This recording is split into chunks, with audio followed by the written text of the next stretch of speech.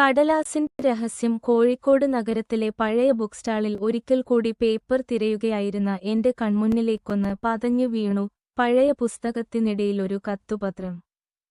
വിരൽത്തുമ്പിലൊന്ന് എടുത്തു വായിച്ചു തുടങ്ങി. എനിക്ക് പിന്നെയും ഇതുവരെ ഒരാളെപ്പോലും ഇത്ര സ്നേഹിച്ചിട്ടില്ല.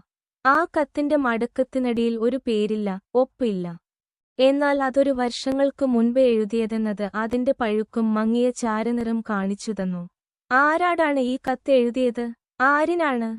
പുസ്തകത്തിലെ കുറിപ്പുകൾ, അവിടുത്തെ മുതിർന്ന സ്റ്റാൾക്കാരന്റെ ഓർമ്മക്കുറിപ്പുകൾ എല്ലാം ചേർത്ത് ഞാൻ ആ കത്തിന്റെ പിന്നിലുള്ള കഥ തേടിയിറങ്ങി.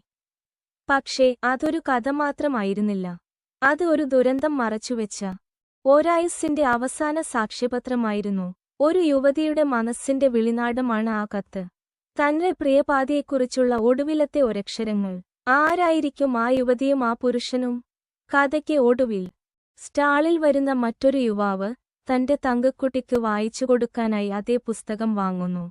ഞാൻ അദ്ദേഹത്തെ നിശ്ശബ്ദമായി നോക്കി. എന്താണ് പുസ്തകങ്ങൾ നമ്മോടൊക്കെ സംസാരിക്കുന്നത്?